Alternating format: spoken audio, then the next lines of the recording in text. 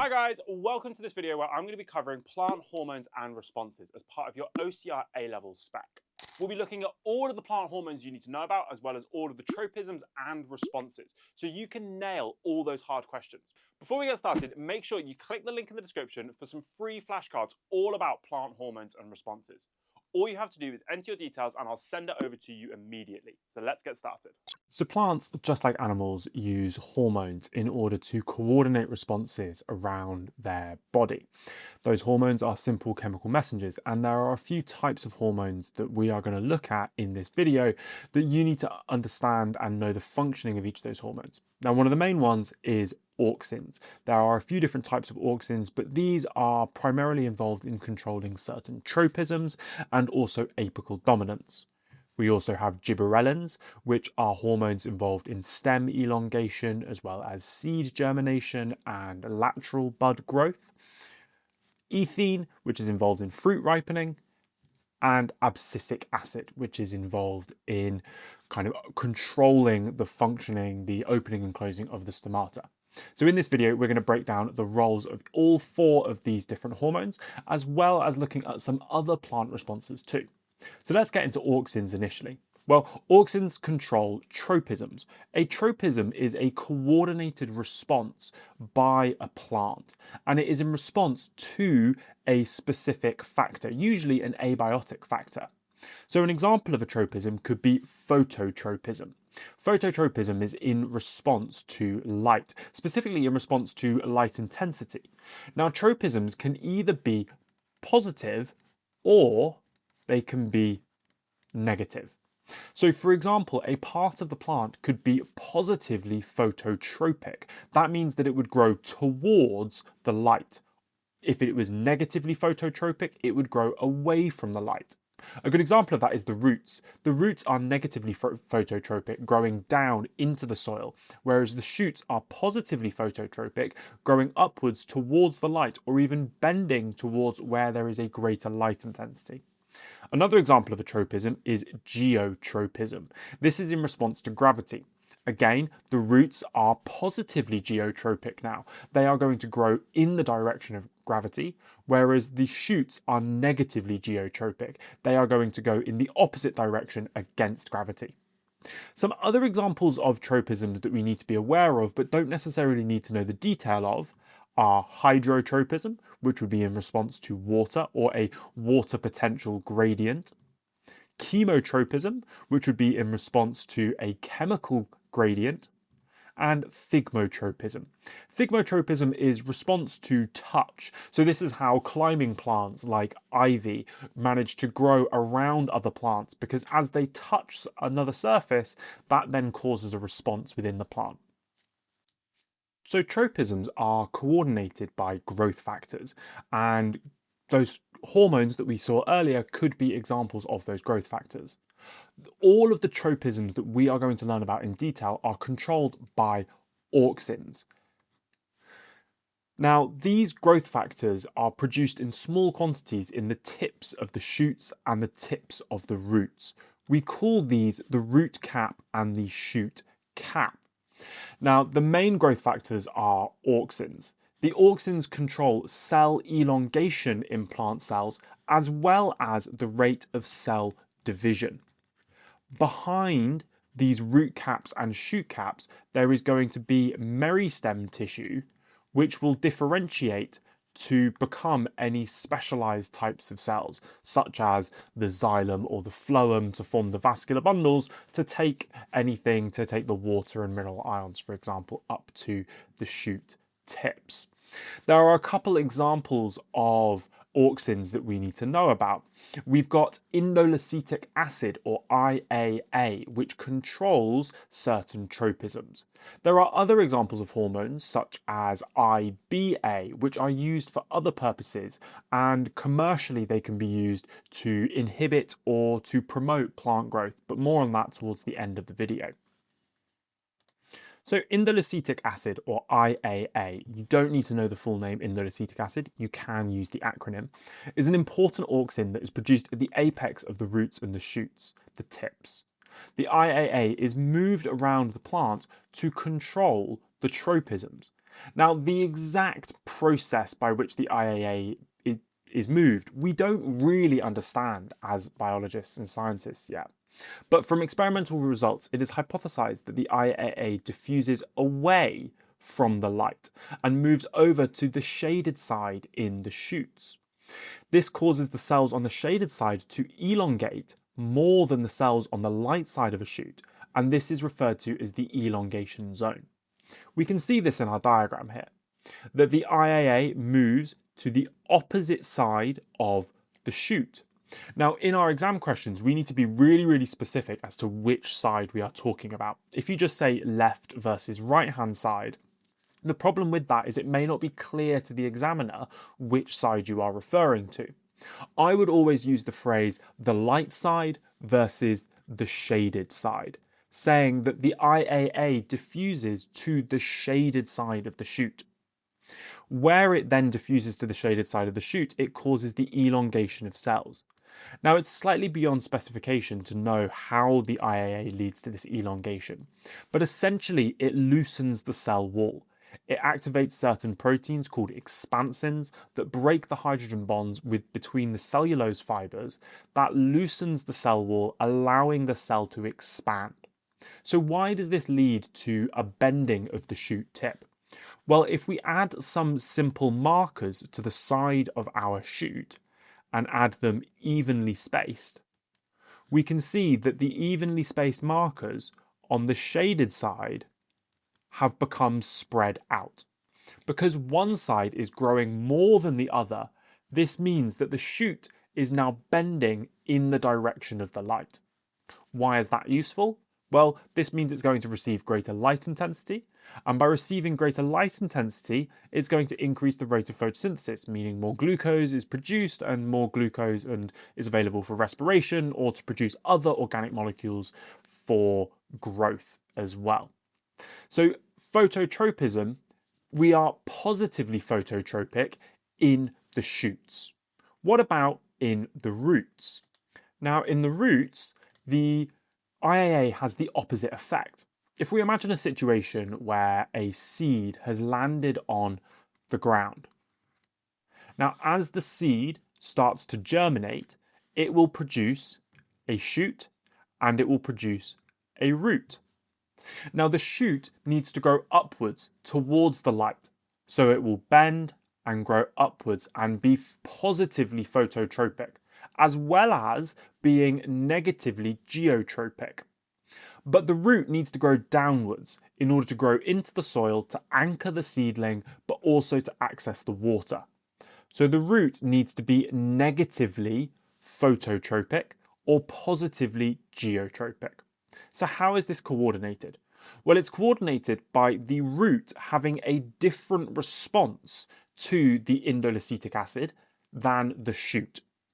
In the roots, the IAA inhibits cell elongation. What happens is the IAA moves to the underside of the root tip. I'm going to refer to the underside and the top side to, again, make it really clear to my examiner which side of the root I'm talking about. This is due to gravity. The IAA literally sinks down to the opposite side. The growth is inhibited, so the root grows downwards. Because, again, if we show our markers on the side of the root here, we can see that the top side continues to grow. And this means that the top side elongates while the underside does not elongate. And then eventually, as the tip grows down, once it's now perpendicular to the ground, well, the IAA would accumulate right at the end and would just get a slower rate of growth within the root tip, but it will continue to grow straight downwards. So phototropism and geotropism, both are coordinated by a specific auxin called IAA.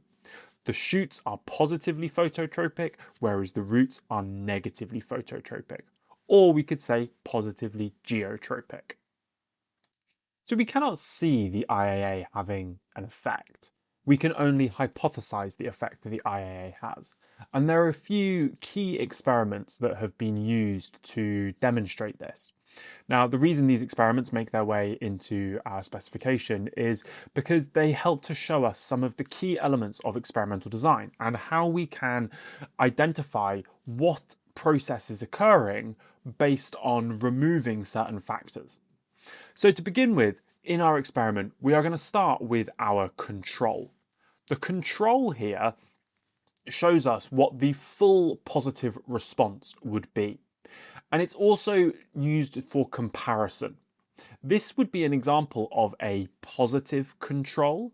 We are using it to compare. We haven't removed the independent variable. We haven't removed the light source, for example. In the first experiment, we have removed the tip of the chute. Now, by removing the tip, we are removing the site that produces the auxin. Now, Darwin didn't initially know this, but what he could then hypothesize from the result, when the tip is removed, there is no response.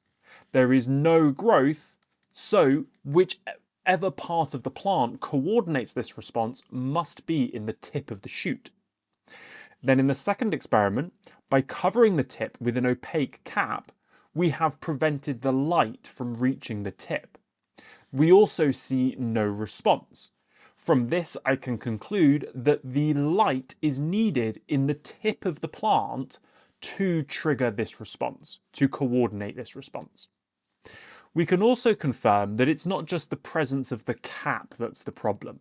By adding a transparent cap where the light can still pass through, we see a response, so we can confirm or we can conclude that it is because of the light hitting the tip of the plant that the shoot responds to.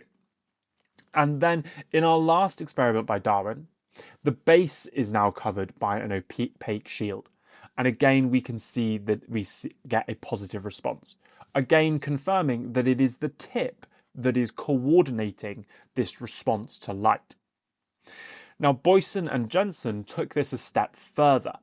They hypothesized that it was some chemical that was being produced in the tip that was able to coordinate this. So in their first experiment, they used a gelatin block. Now, the gelatin is permeable, meaning that the auxin was able to diffuse through the gelatin and therefore cause the response. So we still see a response in the first experiment by Boyson and Jensen. In the second experiment, we use a sheet of mica. Now, mica is impermeable, and in which case the auxin is not able to diffuse through that sheet, meaning that we get no response in this instance. So by combining all of these experiments together, we can conclude that the response of the shoot tip is caused by a chemical that diffuses or moves from the shoot tip in response to light down through the plant. And that causes the tip to bend towards the light. Another experiment that could be carried out would be to use the removed tip of the shoot and then to add a block of gelatin that contains the auxin. And by adding the block of gelatin that contains the auxin, we can see how that shoot would respond. The auxin would diffuse down only one side of the shoot tip, meaning that the shoot would bend in the opposite direction. The right-hand side here would be kind of unaffected. The right-hand side would elongate and so would bend towards the left-hand side in this instance. This is another way these experiments could have been carried out. So what about in the case of geotropism? Well, in geotropism, we want to remove the effect of gravity. To do that, we can use something called a clinostat. The clinostat will regularly rotate the seedlings so that the effect of gravity is even on all sides of the seedlings. Now, if we compare that to roots that have being grown on a plasticine support, so there is no rotation, we see that the roots grow down vertically. They display positive geotropism. We could also go through all of the experiments that we saw by Darwin, Boyson and Jensen by removing the tips, adding opaque shields or adding blocks of gelatin and mica. The clinostat is there to remove the effect of the gravity. The other way we could do this, much more simply, is just using a Petri dish and leaving the germinating seeds to grow. And we can see that after a couple of days, the seeds will bend in the direction of gravity. This is the elongation zone that we were talking about. This is the part of the seedling that is growing in the direction. This is the part that displays the tropism. Auxins don't just control tropisms. There are other plant responses that auxins are involved in. One example of that is apical dominance. Apical dominance is the way by which a plant prioritizes growth of the main shoot, or we might call the apical bud. The apical bud produces auxins, and the apical bud, the auxins that are produced, will inhibit the growth of lateral shoots or lateral buds. So it inhibits lateral bud growth. The lateral buds are the side shoots that would come off of that main shoot. Why is apical dominance important? Well, it means that the plant grows taller. If the plant is growing taller, it is reaching greater light intensity, which means a faster rate of photosynthesis, which means more glucose, more respiration, more growth as well. Now, if the apical bud is removed, we are going to remove the auxins. And if we remove those auxins, the lateral bud growth is no longer inhibited. So no inhibition of the lateral buds. This means we see the growth of lateral buds, which means we get a shorter but bushier plant. This is used to the advantage of gardeners. Gardeners prune their plants to remove those apical buds, and this then promotes lateral bud growth, creating a larger, bushier, more ornamental plant instead. The roles of auxin in apical dominance can be demonstrated experimentally. If we take a shoot tip and we remove the apical bud, but then replace the apical bud with a block of gelatin containing auxin, then the apical dominance is maintained. This shows the role of the auxin in apical dominance. So what other hormones are involved in plant responses? We also have gibberellins. Gibberellins are another example of a plant hormone. Gibberellins are hormones produced by young shoots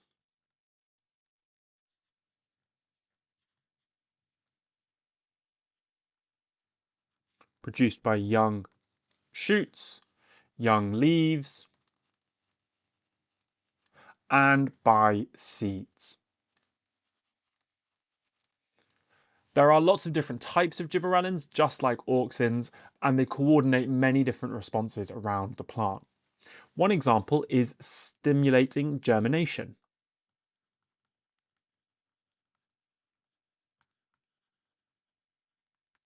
Now, the gibberellin stimulates germination by promoting the breakdown of starch into glucose. So starch that is stored within the seed is broken down into glucose. This means that there is more glucose for respiration, and it also is going to reduce the water potential within the seedling, meaning that more water enters the seed and then causes the seed to separate and break open, leading towards germination. The gibberellin is inhibited by abscisic acid, another example of a hormone.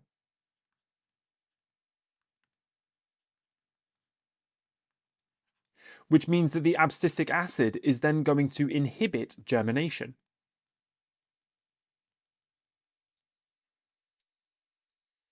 Germination is a really kind of important time in a seed.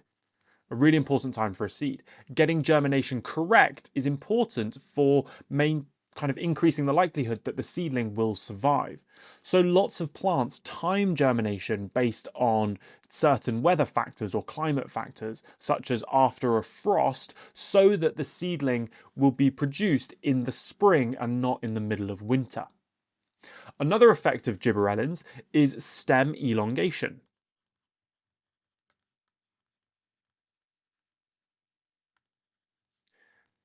Increased gibberellins means that the stem will grow to be longer. Because the plant grows to be taller, this means it is able to access more light intensity and therefore a faster rate of photosynthesis. The gibberellins are working synergistically with auxins. Many different types of auxins, some of those, the gibberellins, are synergistic. That means they are working together.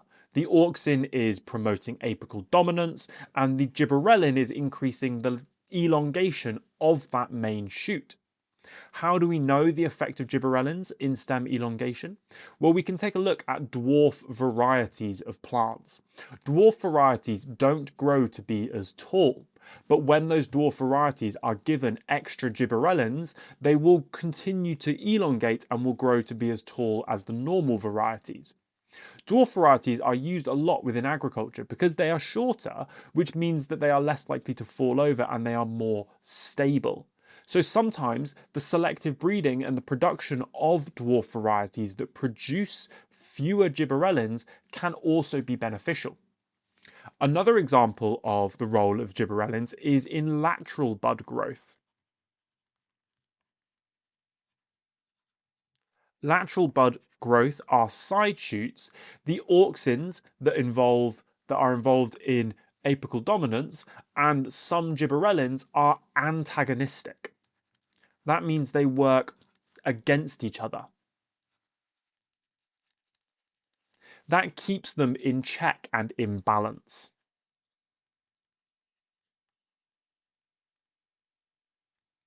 And a final effect of the gibberellins, is the flowering, controlling when flowers are produced by the plant to coordinate it across the whole plant so that it increases the chance of pollination, perhaps.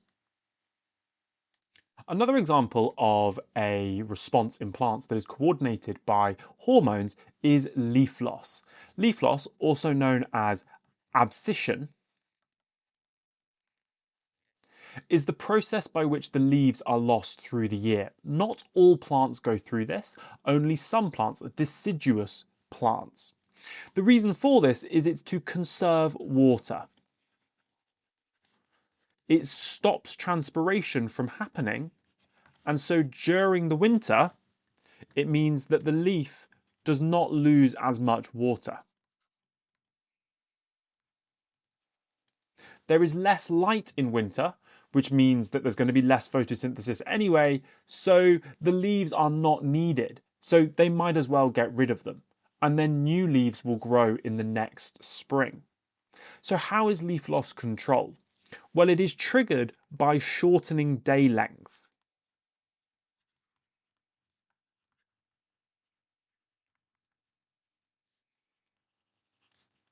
The fewer the number of hours of daylight, that triggers leaf loss to happen, but also the age of the leaf itself. There are two hormones involved. Our first hormone is auxin. Again, lots of different types of auxins. This isn't the same auxin that is involved in apical dominance or in phototropism. The auxins are produced by young leaves or new leaves.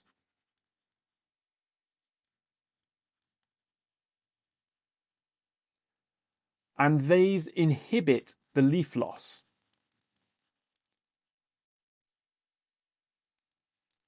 They do that because they are antagonistic with our other hormone, ethene. Ethene and auxins work against each other.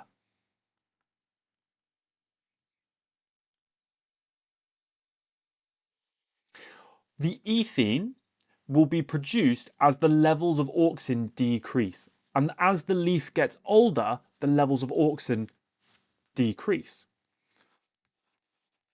So the leaf gets older and the levels of auxins decrease, and this leads towards leaf loss. Because as the levels of ethene then increase, so we get more ethene as the leaf ages and as it progresses through our autumnal colours as well. What this does is this stimulates the cells in a specific layer called the abscission layer. So stimulates the cells in the abscission layer to expand. This weakens the abscission layer, the cell walls break and the leaf falls off. Cell walls break and the leaf falls off. Where the abscission layer takes place and where the leaf falls off, the plant also deposits callose into that breakage to prevent the entry of any pathogens, just like how plants respond to infection. Another plant response that is stimulated by hormones or coordinated by hormones is the opening and closing of the stomata. So just a bit of a recap. Where are the stomata? Well, they are on the underside of the leaf. Why is that? Because the underside is more shaded, meaning that it is going to be cooler, so reduces the rate of transpiration and water loss. The stomata are there to let the gases in and out. We're talking carbon dioxide and water primarily. Now, when do the plants close their stomata? They close their stomata during high temperature, so perhaps at midday. So when temperatures are high, or perhaps during periods of low light intensity, maybe at night. This is to prevent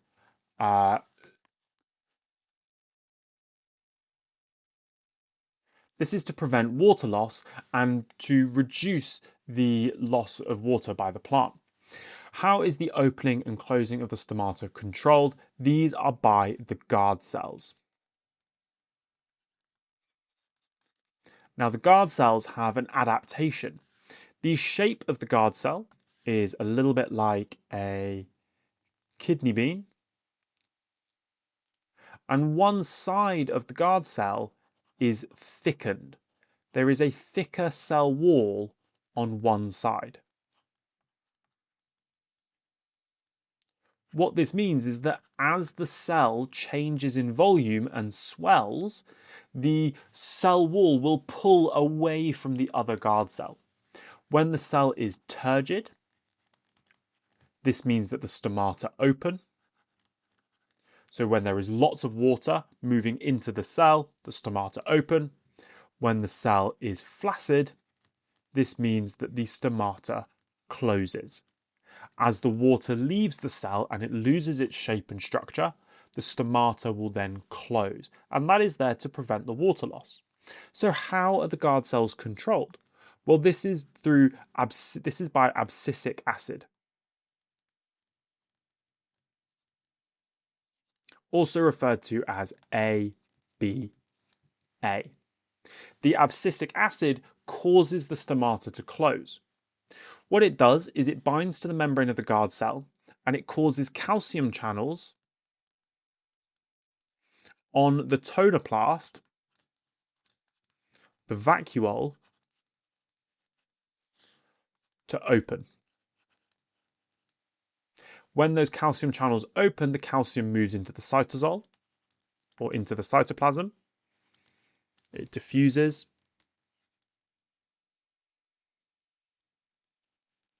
Into the cytoplasm, and then the potassium channels on the membrane will open.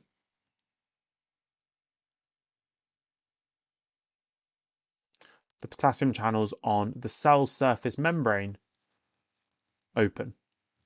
There is then an efflux of potassium out of the cell. This raises the concentration of potassium outside of the cell, which means we get a reduction in the water potential. And the water then leaves the cell by osmosis. Top exam tip for you: whenever we talk about the movement of water, always get into the habit of saying moving by osmosis. This makes the cell flaccid, meaning that the stomata then close. There are also many ways that plant hormones can be used commercially to control fruit growth. So, for example, the fruit industry uses different hormones to control how different fruits develop. When we're talking about fruits develop, we're talking about them ripening.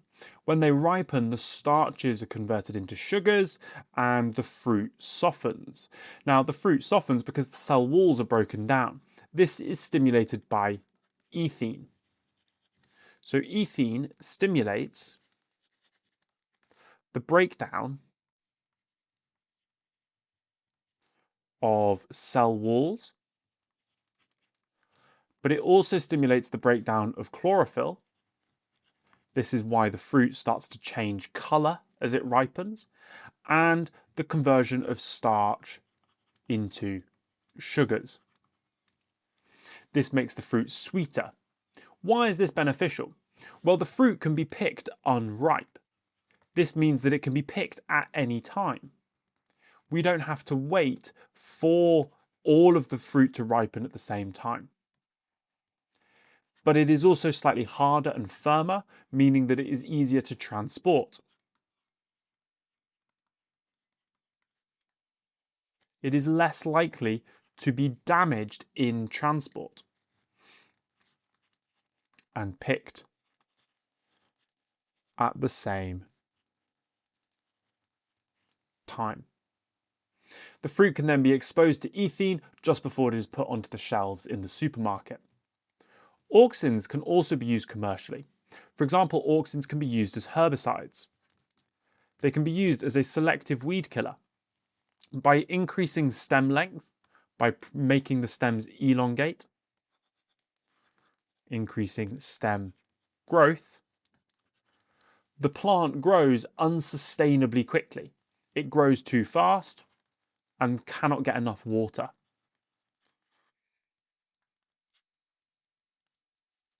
Can't get enough water, and so it dies. But the auxins, because there's lots of different types of them, some types of auxins can also be used as rooting powder. This links into the topic of plant cloning and can be used to promote the growth of roots on cuttings.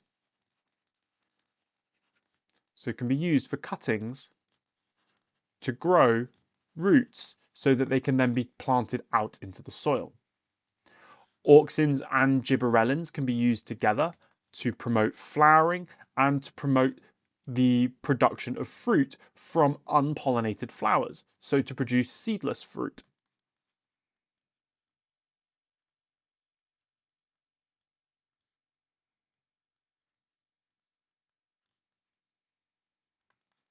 And because the auxins are antagonistic with the ethene, the auxins can be used to inhibit ethene and to inhibit fruit ripening. So the fruit remains on the tree until it is needed to be harvested. So preventing the ripening and the fruit from dropping.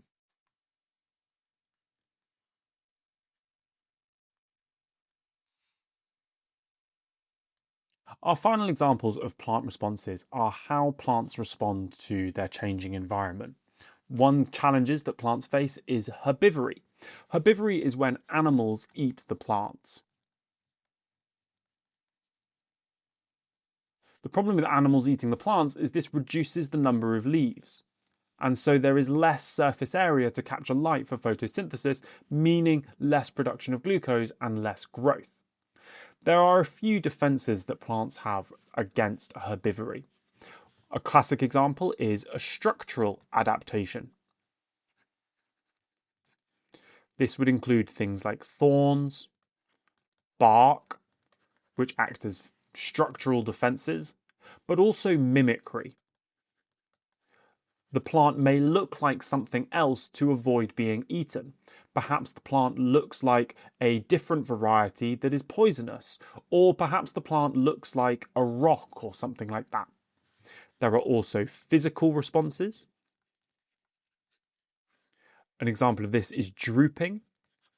There are certain types of plant that, as they are touched, will move, and that might knock off any insects or potentially scare away any animals. There are also chemical defenses. Plants produce unpleasant tasting chemicals. Good examples of these are things like alkaloids. So nicotine is an example of an alkaloid that is used to ward off herbivores, but also tannins. Now humans have discovered these chemicals and discovered that they can be useful. So for example, tannins are what give wine its flavour, but also caffeine is an example of a chemical that is there to protect against herbivores. But humans then cultivate that because they like the buzz of the caffeine. Other adaptations might include pheromones. Pheromones are chemicals that are produced by the plant to communicate with other plants or other organisms. This is a signaling molecule.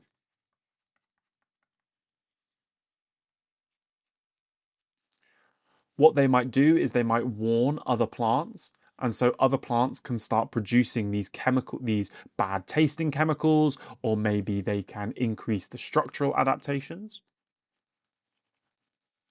But in some cases, the pheromones might attract predators that will eat the herbivores.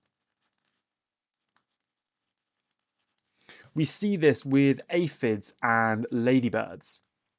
The ladybirds eat the aphids, and the plant produces pheromones that attract the ladybirds to the plants.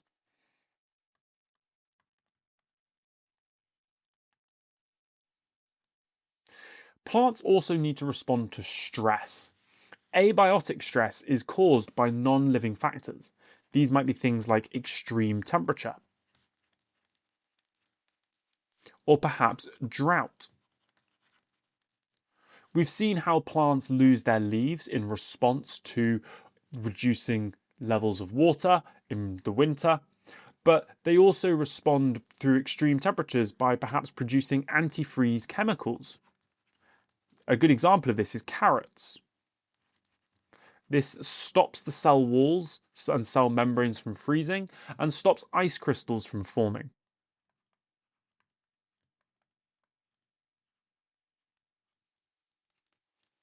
So there, everything you need to know about plant responses, how those responses are coordinated by plant hormones, and all of the different types of tropisms too. Guys, if you enjoyed that and you want some more, check out the link in my description for Biology My Resources. We have video explainers, practice questions, video solutions, and if you want to continue learning with me, you can sign up for our courses and get 2 live lessons a week, workbooks, exam-style homework, and video solutions too. Just click the link in the description. If you really find this useful, please remember to subscribe, like this video, and comment below any other topics you want to see next. We do actually read them. See you in the next one.